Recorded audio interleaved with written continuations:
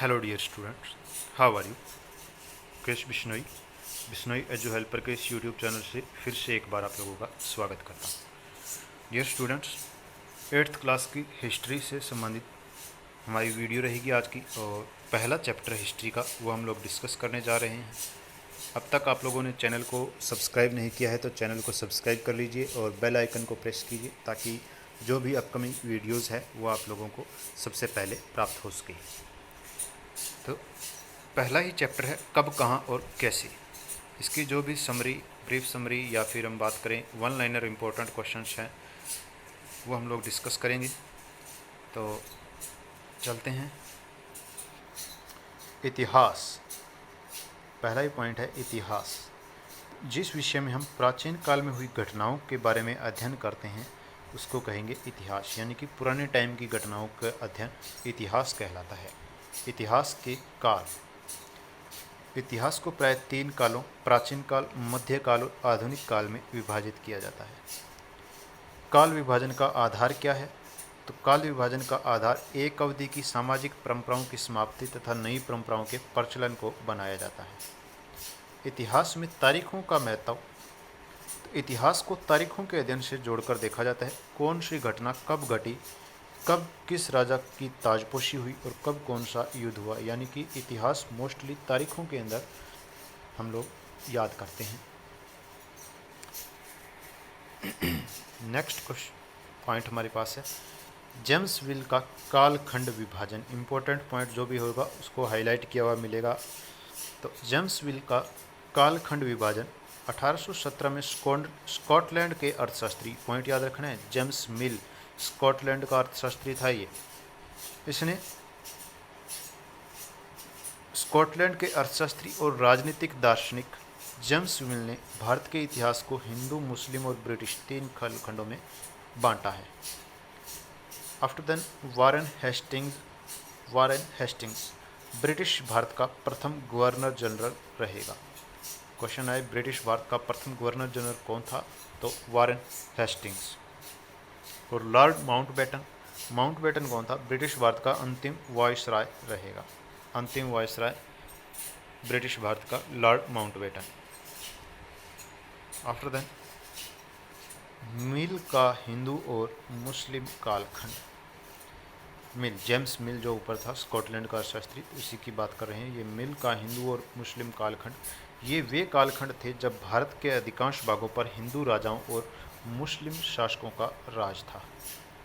British कालखंड, भारत में British शासन के अधीन अवधि को जेम्स मिल ने ब्रिटिश कालखंड की संज्ञा दी है। भारतीय इतिहासकारों का विभाजन काल, भारतीय इतिहासकारों ने इतिहास को 3 कालों, प्राचीन काल, मध्यकाल और आधुनिक काल में विभाजित किया है। यानी कि भारतीय इतिहासकारों ने इतिहास को 3 कालों के अंदर विभाजित किया और जेम्स मिल ने भी 3 काल के अंदर विभाजित किया है, लेकिन उनका विभाजन धर्म के आधार पर था और इनका विभाजन समय के आधार पर रहेगा। नेक्स्ट है औपनिवेशिक युग। औपनिवेशिक युग यानी कि किसी दूसरे देश की गुलामी वाला युग कहा जाएगा। औपनिवेश किसी दूसरे देश का गुलाम ही होता है, उपनिवेश। तो ये औपनिवेशिक युग जो है दूसरे देश की गुलामी वाला युग कहा जाता है। सरकारी रिकॉर्ड, इससे हमें यह पता चलता है कि सरकारी अफसर क्या सोचते थे, उनकी दिलचस्पी किन चीज़ों में थी। इन रिकॉर्ड में इस बात की जानकारी नहीं मिलती कि आम जनता क्या सोचती थी। After then one liner question हमारे पास शुरू होते हैं। क्या क्वेश्चन है? पहला ही, प्राचीन काल में इतिहासकार किस चीज़ के जादू में ही खोए रहते थे? तो इतिहासकार जो है तारीखों के जादू में प्राचीन काल में खोए रहते थे। तारीखों के जादू में इतिहास में किस चीज़ को रटते रहने की बात कही जाती थी? तो तारीखों को रटते रहने की बात की जाती थी। लेकिन आज के टाइम में भी हम देखें तो इतिहास के अंदर हम लोग सोचते हैं कि सिर्फ तारीखें ही याद करनी होती है, लेकिन इतिहास का मतलब ये नहीं होता कि हम लोग तारीखें याद करें, तारीखों के जादू में खोए रहें। इतिहास पढ़ने का मतलब ये होता है कि प्राचीन समय में जो गलतियाँ की गई वो आगे ना दोहराई जाए। प्राचीन समय में जिन चीज़ों से हमने समृद्धि हासिल की, जिन चीज़ों से हम विकसित हुए, उन चीज़ों को आज के टाइम में फिर से जो प्रचलन में लाया जाए। ये इसीलिए इतिहास को पढ़ा जाता है कि इतिहास से में की गई गलतियों से हम कुछ सीखें, इतिहास में की गए अच्छे कार्यों से हम कुछ सीखें और आज के टाइम में उनको सही तरीके से यूटिलाइज करें। थर्ड क्वेश्चन है, प्रत्येक घटना या बदलाव के लिए निश्चित तिथि की बजाय अवधि का उल्लेख क्यों करते हैं? कुछ घटनाएं एवं बदलाव लंबे समय तक चलते रहते हैं, इसीलिए हम लोग निश्चित तिथि की बजाय अवधि का उल्लेख करते हैं। यानी कि हम लोग जैसे सोचते हैं कि अभी ऊपर सबसे पहले ही हम लोगों ने डिस्कस किया था, जो 700 ईस्वी से 1750 तक की जो काल था, जो हमने इसको 7th क्लास का जो वीडियो थी उसमें डिस्कस किया था। तो इसको क्यों कहा 700 से 1750? क्योंकि इसकी एक निश्चित तिथि नहीं थी हमारे पास। यहाँ तक के परिवर्तनों को हम लोगों ने डिस्कस किया था कि एक जो बदलाव थे वो यहाँ तक चलते रहे थे। तो ऐसे में तो ये बदलाव या घटनाएं लंबे समय तक चलती रहती है, तो ऐसे में एक निश्चित तिथि के बजाय एक अवधि का उल्लेख किया जाता है। नेक्स्ट क्वेश्चन है हमारे पास, पुराने विज्ञापनों से हमें क्या समझने में मदद मिलती है? तो पुराने विज्ञापनों से हमें यह समझने में मदद मिलती है कि नए उत्पादों के लिए बाजार किस तरह तैयार हुए और किस तरह नई रुचियां चलन में आई। नेक्स्ट क्वेश्चन है, कुछ उत्पादों के विज्ञापनों में शाही लोगों की तस्वीर क्यों दी जाती है? तो ये सिंपल सी बात है, आज के टाइम में भी हम देखें तो किसी भी उत्पाद का विज्ञापन है उसके अंदर जो फेमस सेलिब्रिटीज़ लोग हैं उनकी तस्वीरें दी जाती है। क्यों दी जाती है? क्योंकि वो जो है जनसाधारण के अंदर प्रचलित लोग होते हैं, सभी उनको जानते हैं कि हाँ ये शख्स है, तो इसीलिए दी जाती है ताकि वो जो बोलें, वो जो करें, उस प्रोडक्ट के बारे में जो भी कहें, उससे जो आम जनता है उसको आसानी से प्रभावित किया जा सके। तो यही पॉइंट यहाँ कहना चाहता है, ताकि जन सामान्य को भी शाही लोगों की पसंद के आधार पर आसानी से प्रभावित किया जा सके, ताकि हम भी वो प्रोडक्ट लेने के लिए अपने मन में इच्छा जागृत करें। नेक्स्ट है, ब्रिटेन की महारानी विक्टोरिया का तीसरा बेटा कौन था? तो ये कौन था? राजकुमार आर्थर। नेक्स्ट क्वेश्चन हमारे पास 7th क्वेश्चन रहेगा, ब्रिटेन की महारानी विक्टोरिया के तीसरे बेटे राजकुमार आर्थर को कौन सी पदवी दी गई थी? तो ये कौन सी पदवी दी गई थी? ये ड्यूक ऑफ क्लॉट की पदवी इसको दी गई थी। 1782 में भारत का गवर्नर जनरल कौन था?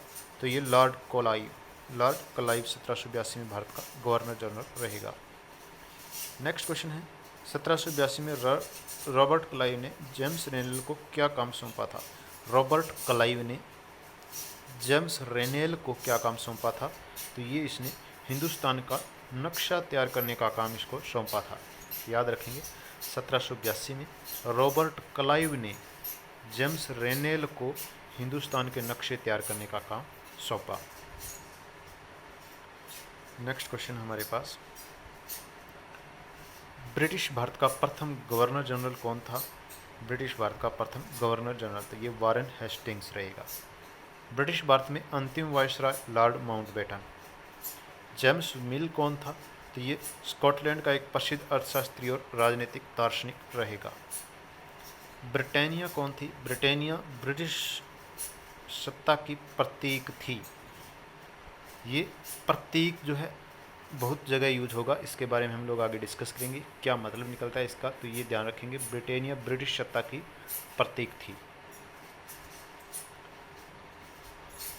नेक्स्ट क्वेश्चन है हमारे पास, भारतीय इतिहासकार भारतीय इतिहास को किन कालखंडों में बांटते हैं? तो प्राचीन काल, मध्यकाल और आधुनिक काल में इसको भारतीय इतिहासकारों ने बांटा है। पश्चिमी देशों में आधुनिक काल को किस नाम से जाना जाता है? तो आधुनिक काल, पश्चिमी देशों में जो आधुनिक काल जिसको हम आज लोग कहते हैं, तो उस टाइम में पश्चिमी देशों में क्रांतियाँ हो रही थी, बिगुल युद्ध के जो है टाइम चल रहा था, लोगों के अंदर एक तरीके की निराशा भर चुकी थी, लोगों का गुस्सा अपने शासकों के प्रति फूट चुका था और वो सड़कों पर उतरकर प्रदर्शन कर रहे थे। तो नए नए वहाँ पर जो परिवर्तन हो रहे थे, तो इसको आधुनिक काल के अंदर किस तरीके से माना जाता है देखते हैं। पश्चिमी देशों में आधुनिक काल को विज्ञान, तर्क, लोकतंत्र, मुक्ति और समानता के युग के नाम से जाना जाता है। औपनिवेशीकरण का क्या अर्थ है? किसी देश की राज सत्ता और संसाधनों को अपने नियंत्रण में लेने की प्रक्रिया औपनिवेशीकरण कहलाती है। नेक्स्ट क्वेश्चन है हमारे पास, खुशनवीशी। ये पॉइंट याद रखेंगे, खुशनवीशी या सुलेखनवीस कौन होते हैं? खुशनवीसी या सुलेखनवीस ऐसे लोग होते हैं जो सुंदर ढंग से चीज़ों को लिखते हैं, यानी कि ऐसे लोग, ऐसे लेखक जो चीज़ों को सुंदर ढंग से लिखते हैं। एक तो सिंपल लिखते हैं और एक बढ़िया तरीके से लिखते हैं, लोगों को इंटरेस्टिंग लगे पढ़ने में, तो वो क्या कहलाएंगे? सुलेखनवीस या खुशनवीसी। नेक्स्ट है, भारतीय नौसेना के सिपाहियों ने बगावत कब की थी? तो भारतीय नौसेना के सिपाहियों ने 1946 में बगावत की थी। अंग्रेज सरकार ने भारत के सर्वेक्षण को महत्व क्यों दिया? अंग्रेज सरकार ने भारत में सर्वेक्षण को महत्व इसलिए दिया क्योंकि उनका मानना था कि किसी देश का शासन अच्छे से ढंग से चलाने के लिए वहाँ की सही जानकारी प्राप्त करना आवश्यक है। नेक्स्ट क्वेश्चन है हमारे पास, भारतीय नौसेना ने भारत के औपनिवेशिक सरकार के विरुद्ध विद्रोह किन किन नगरों में किया था? तो भारतीय नौसेना ने कौन कौन से नगरों में विद्रोह किया? तो ये विद्रोह बम्बई, कराची और विशाखापट्टनम में किया गया था। अधिकृत रिकॉर्ड से हमें क्या पता चलता है? तो ये सरकारी रिकॉर्ड या अधिकृत रिकॉर्ड हमने पहले डिस्कस किया, उससे क्या पता चलता है सरकारी अफसर क्या सोचते थे, उनकी किन चीज़ों में रुचि थी और बाद में वे किन चीज़ों को बनाए रखना चाहते थे, ये हमें सरकारी रिकॉर्ड से पता चलता है। भारत में 10 साल बाद होने वाली जनगणना कब शुरू हुई? तो ये 19वीं सदी के आखिर में शुरू हुई थी। हर 10 साल के बाद जनगणना भारत के अंदर 19वीं सदी के आखिर में शुरू हुई थी। एग्जैक्ट इसका सन कौन सा था, किस ईयर में ये शुरू हुई, ये आप लोग कमेंट करके बताएंगे। अदरवाइज हमारे नेक्स्ट वीडियोज़ के साथ जुड़े रहिए, उसमें आपको पता चलेगा कि एग्जैक्ट सन जो है वो क्या था। अगर आप लोगों को पता है तो बताइए, 19वीं सदी के आखिर में जो 10 साल बाद होने वाली जनगणना शुरू हुई थी वो कौन से सन में शुरू हुई थी?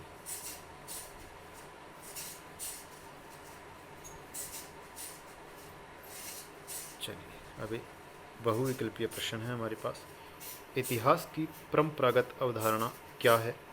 क्या है हमने ऊपर ही डिस्कस किया, जो तारीखों के जादू में उलझे रहते थे, तो यही पॉइंट हमारे पास रहेगा। तो इसमें बस तारीखें रटते चले जाओ। शासकों के शासनकाल की कहानियों से संबंधित होता है और ये बहुत उबाऊ होता है। तो ये सारे ही कथन सत्य है कि इतिहास के परंपरागत जो पुराने टाइम में क्या सोचते थे, तो ये सभी चीज़ें सोचते थे कि बकवास चीज़ है, उबाऊ है, तारीखें रटते रहने की बात है।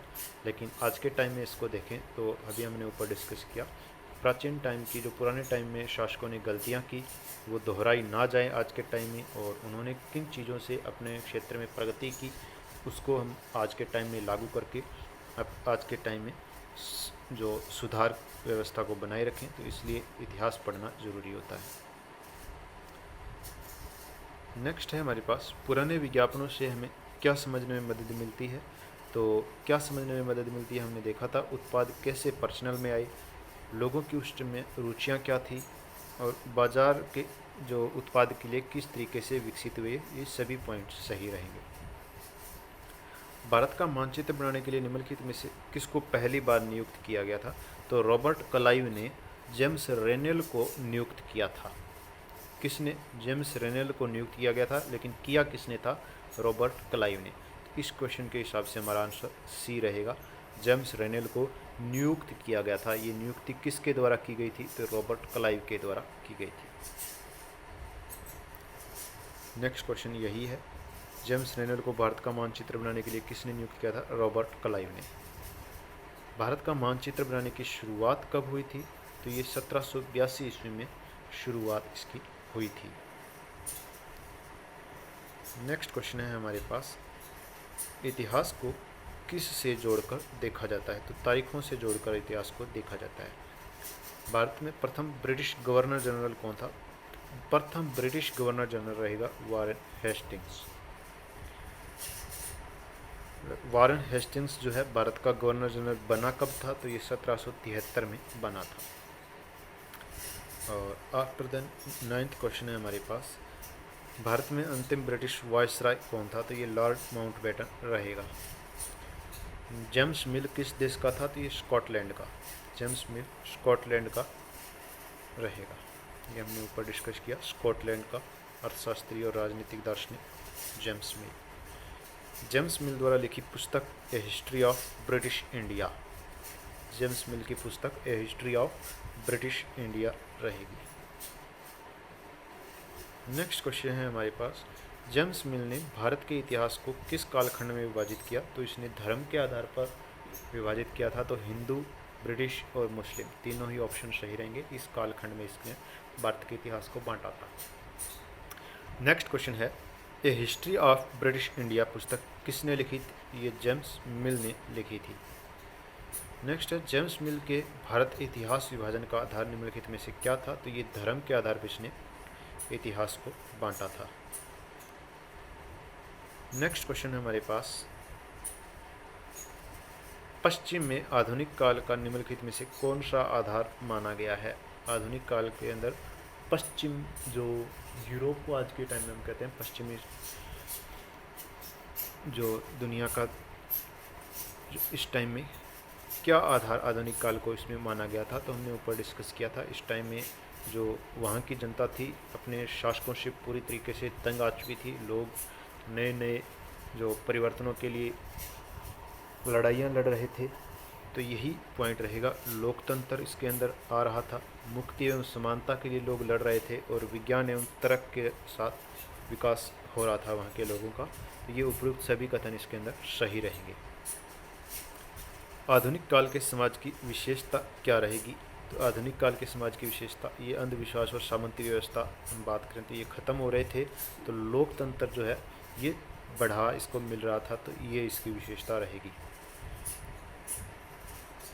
राष्ट्रीय संग्रहालय और राष्ट्रीय अभिलेखागार कहाँ पर स्थित है? राष्ट्रीय संग्रहालय और राष्ट्रीय अभिलेखागार कहाँ है? ये नई दिल्ली में। नेक्स्ट क्वेश्चन है, 19वीं सदी के अंत में कितने वर्ष बाद जनगणना की जाती थी? तो ये 10 वर्ष बाद जनगणना की जाती थी। आप लोगों को बताना है सबसे पहली जनगणना और रेगुलर पहली जनगणना कब से शुरू हुई थी हिंदुस्तान के इतिहास में। नेक्स्ट क्वेश्चन है, भारतीय इतिहासकार इतिहास को कितने कालखंडों में बांटते हैं? तो 3 कालखंडों में बांटते हैं, प्राचीन, आधुनिक और मध्य। तो उपयुक्त सभी इसका राइट आंसर रहेगा। नेक्स्ट क्वेश्चन है, अंग्रेजों के शासन में लोगों के पास क्या नहीं था? तो क्या नहीं था? समानता, मुक्ति और स्वतंत्रता, सभी चीज़ें अंग्रेजी शासन के अंदर लोगों के पास नहीं थी। किस बात का संबंध आधुनिक काल के पश्चिमी देशों के शासन के साथ नहीं है? आधुनिक काल में पश्चिमी देशों के शासन के साथ किस चीज़ का संबंध नहीं है? तो हमने ऊपर भी डिस्कस किया था, विज्ञान, तर्क वितर्क वहाँ पर चल रहा था, लोकतंत्र की स्थापना हो रही थी, तो ये तीनों पॉइंट तो सही है।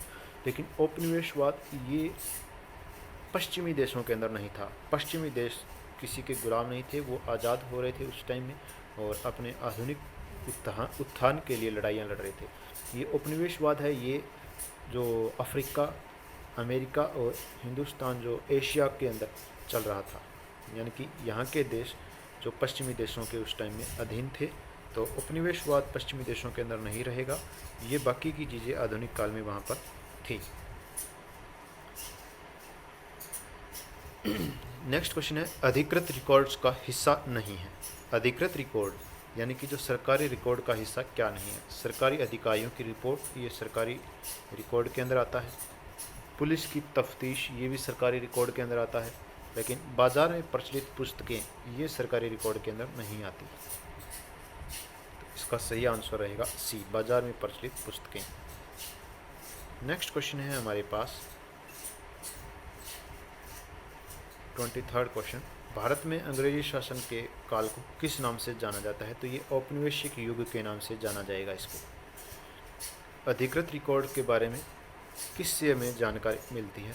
तो ये सरकारी अफसरों की सोच, इसकी जानकारी अपने को मिलती है। जनता की कठिनाइयाँ सरकारी रिकॉर्ड के अंदर दर्ज नहीं की जाती, वहाँ पर नहीं बताया जाता कि क्या क्या जनता की कठिनाइयाँ हैं। आम जनता की सोच क्या है ये भी वहाँ पर नहीं बताया जाता। वहाँ पर सिर्फ सरकारी अफसरों के दिमाग में क्या चल रहा है वही चीज़ें होती है, वही इसके अंदर लिखी जाती है सरकारी रिकॉर्ड के अंदर। नेक्स्ट क्वेश्चन है हमारे पास, 19वीं सदी में किस बात के लिए बड़े सर्वेक्षण करवाए गए? तो 19वीं सदी के अंदर जो नक्शे बनाने वाला काम था उसके लिए सर्वेक्षण करवाए गए थे। तो ये नक्शे तैयार करने के लिए सर्वेक्षण करवाए गए थे। भारतीय इतिहासकार भारतीय इतिहास को कितने कालखंडों में बांटते हैं? तो ये 3 कालखंडों में बांटते हैं, प्राचीन, मध्य और आधुनिक काल।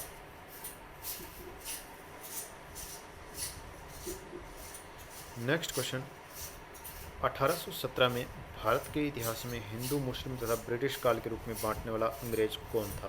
तो ये जेम्स मिल, इसने इसको बांटा था। अंग्रेजों ने अच्छे शासन के संचालन हेतु निम्नलिखित में से किस बात पर बल दिया था? इन्होंने सर्वेक्षण पर बल दिया था, यानी कि नक्शे बनाने के काम पर, सर्वे करने के काम पर इन्होंने बल दिया। नेक्स्ट क्वेश्चन है हमारे पास, आर्काइव के नाम से निम्नलिखित में से किसे जाना जाता है? आर्काइव किसको कहते हैं? अभिलेखागार को कहते हैं, जहाँ पर पुराने ग्रंथ रखे जाते हैं, अभिलेखागार को आर्काइव कहा जाता है। नेक्स्ट क्वेश्चन है हमारे पास, 19वीं सदी के आखिर में होने वाली जनगणना निम्नलिखित में से किस पहलू को सम्मिलित किया जाता था? तो 19वीं सदी के आखिर में जो जनगणना हुई थी उसके अंदर लोगों की संख्या कितनी है, जाति कौन सी है और व्यवसाय क्या है, ये सारी चीज़ें इसके अंदर शामिल की जाती थी। तो ये उत्तर लिखा हुआ है, सी ऑप्शन रहेगा यहाँ पर। लोगों की जनसंख्या, जाति कौन सी, जाति से कितने लोग हैं और उनका व्यवसाय क्या है, ये चीज़ें इसके अंदर शामिल की जाती थी। नेक्स्ट है, अंग्रेजी रिकॉर्ड संबंधी दस्तावेज कहाँ रखे जाते थे? तो अंग्रेजी रिकॉर्ड से संबंधित दस्तावेज तहसील के दफ्तर में, प्रांतीय सचिवालय में और कलेक्ट्रेट के दफ्तर में, सभी जगह पर अंग्रेजी रिकॉर्ड के दस्तावेज रखे जाते थे। और आज का लास्ट क्वेश्चन, हिंदुस्तान अंग्रेज़ों के बिना तरक्की नहीं कर सकता, ये किसका कथन है? तो ये जेम्स मिल के कथन है, जिसने धर्म के आधार पर इतिहास को बांटा था। तो पॉइंट ध्यान रखेंगे, हिंदुस्तान अंग्रेज़ों के बिना तरक्की नहीं कर सकता, किसका कथन है? ये जेम्स मिल का। और सबको पता है अंग्रेज़ों के साथ हिंदुस्तान ने कितनी तरक्की की, आज तक हम लोग इससे उभर नहीं पाए हैं। तो डियर स्टूडेंट्स, आज की वीडियो हमारी इतनी ही रहेगी। वीडियो आपको कैसी लगी कमेंट करके बताइए, और भी वीडियोस, सभी चैप्टर्स की वीडियो हिस्ट्री की हम आप लोगों को उपलब्ध करवाएंगे। उसके लिए ज़रूरी है कि चैनल को सब्सक्राइब किया जाए। और इसी के साथ जय हिंद, जय भारत।